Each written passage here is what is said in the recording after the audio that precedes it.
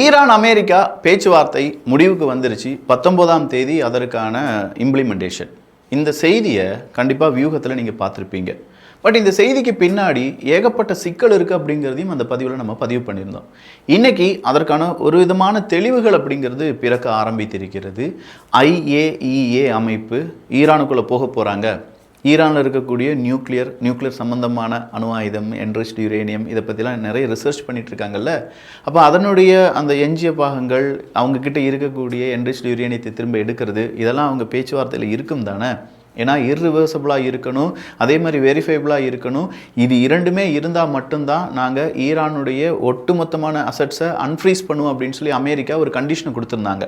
அப்போ அந்த கண்டிஷன்ஸ்லாம் என்ன அப்படிங்கிறதும் இப்போ விலாவரியாக வெளியில் வந்திருக்கு. இது மட்டும் இல்லாமல் உலகத்தில் நடந்த பல செய்திகளையும் இந்த ஒரு பதிவில் பார்க்க போகிறோம். நான் உங்கள் விக்கி, இது உங்கள் தமிழ் விதை. ஷார்ட்டாக கொஞ்சம் செய்திகள். முதல் செய்தி என்ன அப்படின்னு பார்த்தீங்கன்னா, ஈரான் அமெரிக்கா பேச்சுவார்த்தை தான். ஏகப்பட்ட நாட்கள் இழுபறியாக இருந்து அந்த நேரத்தில் இஸ்ரேல் வந்து என்னையா நீங்கள் பாட்டுக்கு பேச்சுவார்த்தை நடத்துகிறீங்க, பெரிய மனுஷன் என்னையை பற்றி யாரையுமே பார்க்க மாட்டிங்களா, பேச மாட்டிங்களான்னு சொல்லி அப்பப்போ லெபனான் நாட்டுக்குள்ளே பெய்ரூட்டுக்குள்ளெல்லாம் குண்டு தூக்கி போட்டுக்கிட்டே இருப்பாங்க. அப்படியே இருந்ததுனால ஈரானும் ரொம்ப பெரிய அளவில் கடுப்பாக இல்லை இந்த டீல் நடக்காதுன்னு சொல்லிட்டு இருந்தாங்க. ட்ரம்ப் அவர்கள் எப்படியோ உருண்டு பிறண்டு அந்த டீல் ஓகே பண்ணிட்டார். அப்படி உருண்டு பிறண்டு வந்த மனுஷன் கடைசியாக டீல் நடந்துரும் அப்படின்னு சொல்கிறார். சுவிட்சர்லாந்தில் வச்சு தான் இந்த டீலை நம்ம இம்ப்ளிமெண்ட் பண்ண போகிறோம் அப்படிங்கிறார். 19ஆம் தேதி நடக்கும் தலைவரே அப்படின்னு சொல்லும்போது, 19ஆம் தேதி நான் வரமாட்டேன், எனக்கு இம்பார்ட்டண்ட்டான வேலை இருக்குது, அதுக்கு பதிலாக ஜேடி வான்ஸ் அவர்கள் வருவார் அப்படின்னு சொல்லி ஜேடி வான்ஸ் அவர்களை கை காண்பித்து விடுகிறார். ஏன்னா தெரியும் ட்ரம்ப் அவர்களுக்கு இதுக்கு நடுவில் என்ன வேணாலும் நடக்கலாம். திடீர்னு பார்த்தா இஸ்ரேல் இல்லை நான் வந்து லெபனான் அடிச்சே தீருவேன், ஹிஸ்புல்லாவை முடிச்சுட்டு தான் நான் வருவேன் அப்படின்னு சொல்லி ஒரு ஓரமாக உட்காந்து ஏதாவது செய்ய ஆரம்பிச்சிட்டாங்கன்னு வச்சுக்கோங்களேன், ஒன்றுமே செய்ய முடியாது மக்கா.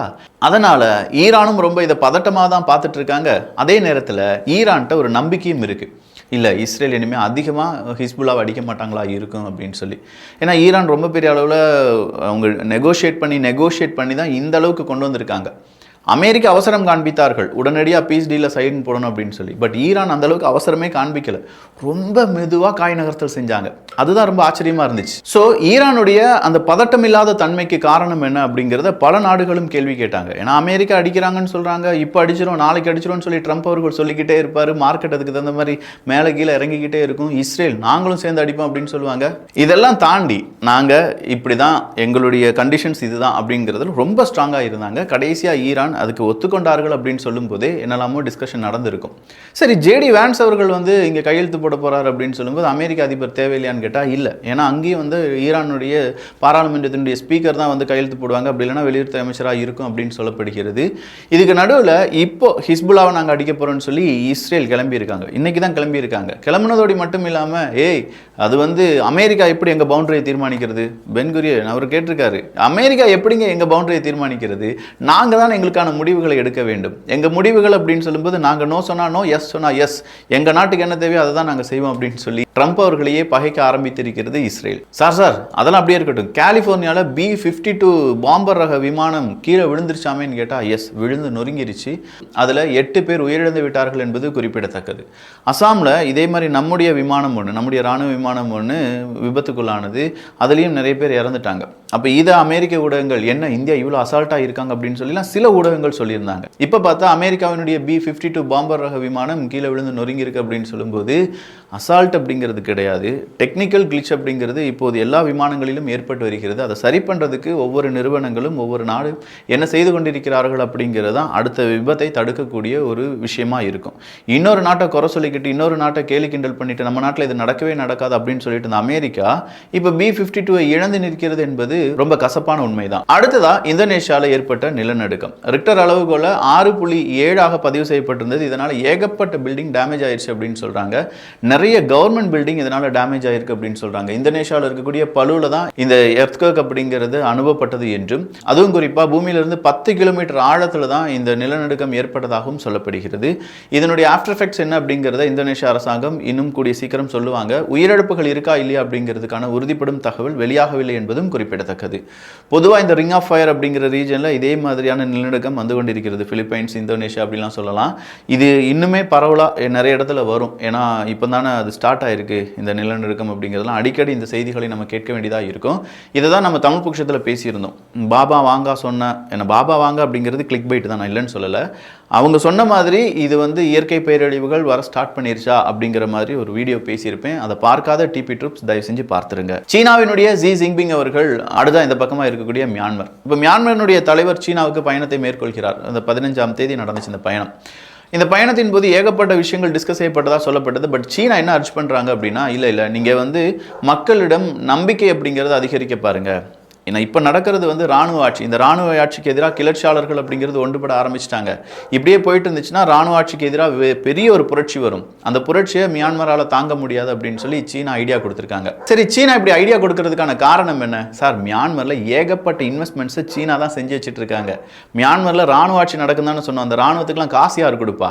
அதுவும் குறிப்பாக அந்த ராணுவத்துக்கு தேவையான உபகரணங்கள் யார் கொடுப்பா? எல்லாமே சீனா தான் கொடுத்துருக்காங்க. சீனா சோர்சிங் பண்ணியிருக்காங்க. ஸோ இந்த மாதிரி சோர்சிங் பண்ணனால மியான்மரில் ஏற்படக்கூடிய சின்ன சிக்கல்னாலும் அது கண்டிப்பா யாருக்கு பெருசு சிக்கலா மாறும்? சீனாவுக்கு சிக்கலா மாறும். அடுத்ததா ட்ரம்ப் ஸ்கிப் அப்படிங்கிறது பத்தி தான் இப்போ எல்லாருமே டிஸ்கஸ் பண்ணிட்டு இருக்காங்க. ஜேடி வான்ஸ் அவர்கள் ஏன் போகிறார் அப்படிங்கிறது. உங்களுக்கு ஏதாவது ஒரு கணிப்புகள் இருக்கும்ல, ஜேடி வான்ஸ் அங்கே போறாரு, ட்ரம்ப் அவர்கள் ஏன் இந்த சுவிட்சர்லாந்தில் நடக்கக்கூடிய அந்த பீஸ் டீல் அதை இம்ப்ளிமெண்ட் பண்ண போறோம் அந்த கூட்டத்துக்கு போகாமல் இருக்கார் அப்படிங்கிறது தான். ஏன்னா ட்ரம்ப் அவர்கள் சொன்ன ஒரு வார்த்தை ரொம்ப உண்மையான வார்த்தையாக இருந்துச்சு. இத்தனை கால வரலாற்றில் அமெரிக்காவினுடைய எந்த அதிபரும் செய்ய முடியாத விஷயத்தை நான் செஞ்சிட்டேன், ஈரான் கூட நெகோஷியேட் பண்ணிட்டேன் அப்படிங்கிறது தான்.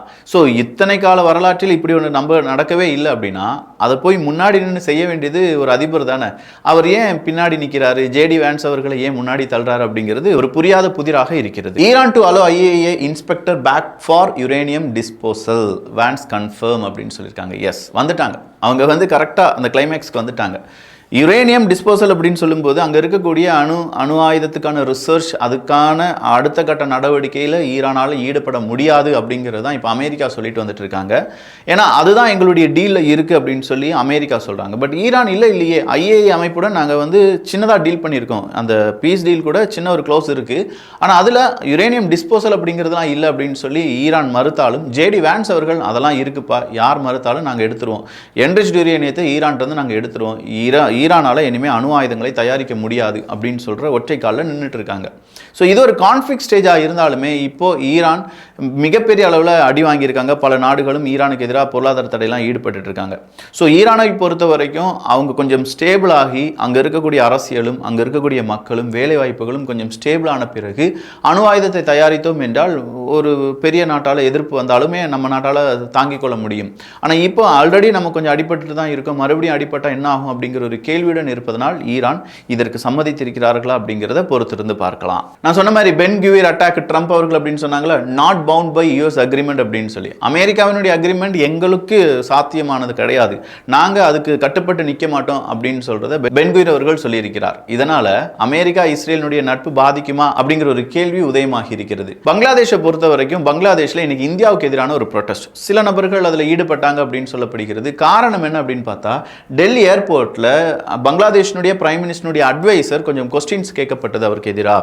ஸோ அதனால் அது எப்படி நீங்கள் எங்களுடைய அட்வைசரை கொஸ்டின் கேட்கலாம், அதுவும் அங்கே நிப்பாட்டி வச்சு கொஸ்டின் கேட்டிருக்கீங்களே, இதெல்லாம் தப்பு அப்படின்னு சொல்லி அங்கே இருக்கக்கூடிய நபர்கள் இந்தியாவுக்கு எதிராக கோஷங்கள் போட்டார்கள் அப்படிங்கிறது கூடுதலான தகவல். மலேசியா, யூகே இந்த மாதிரி நாடுகள்லாம் இப்போ ரொம்ப முக்கியமான முடிவுகளை எடுத்திருக்காங்க. குறிப்பாக மலேசியாலலாம் 16 வயசுக்கு கீழே சோஷியல் மீடியா அப்படிங்கிறது, சில சோஷியல் மீடியாவை நாங்கள் பேன் பண்ணியிருக்கோம். நிறைய லூப் ஹோலை பயன்படுத்தி இந்த 16 வயசுக்கு கீழே இருக்கிறவங்க சோஷியல் மீடியா அக்சஸ் பண்ணிட்டு இருக்காங்க. அது எல்லாமே தடுத்து நிறுத்தப்படும் என்கிற அறிவிப்பை இன்று மலேசியா அரசாங்கம் கொடுத்திருக்கிறது. இதே மாதிரி யூகேயும் என்ன சொல்லியிருக்காங்க அப்படின்னா, எஸ் 16 இயர்ஸ்க்கு கீழே இந்த மாதிரி சோஷியல் மீடியா அப்படிங்கிறத நாங்கள் பேன் பண்ணுறோம் அப்படிங்கிற மாதிரியான சட்டத்திட்டங்களை உருவாக்கிட்டு இருக்காங்க. இந்தியாவை பொறுத்த வரைக்கும் டெலகிராம் ஒரு 22ஆம் தேதி வரை தற்காலிக பேன் செய்யப்பட்டிருக்கலாம் அப்படின்னு சொல்லப்படுகிறது. காரணம் என்னன்னா, நீட் தேர்வு மறுதேர்வு நடக்க போகுது, கொஸ்டின்ஸ் அப்படிங்கிறது ஈஸியாக இந்த டெலகிராம் வழியாக தான் பாஸ் ஆகுது அப்படிங்கிறதுனால இந்த டெலகிராமை நாங்கள் நிப்பாட்டி வைக்கிறோம் அப்படின்னு சொல்லியிருக்காங்க. சீப்பை தூக்கிட்டா கல்யாணம் நின்றுரும் அப்படின்னு நினைக்கிறவனும், கண்ணாடியை திருப்பிட்டு ஆட்டோ ஓடும் அப்படின்னு நினைக்கிறவனும், டெலகிராமை தூக்கிட்டா நீட்டு கொஸ்டின் பேப்பர் லீக் ஆகிறது தடுத்தலாம் அப்படின்னு நினைக்கிறவனும் ஒன்று தான் தோணுது.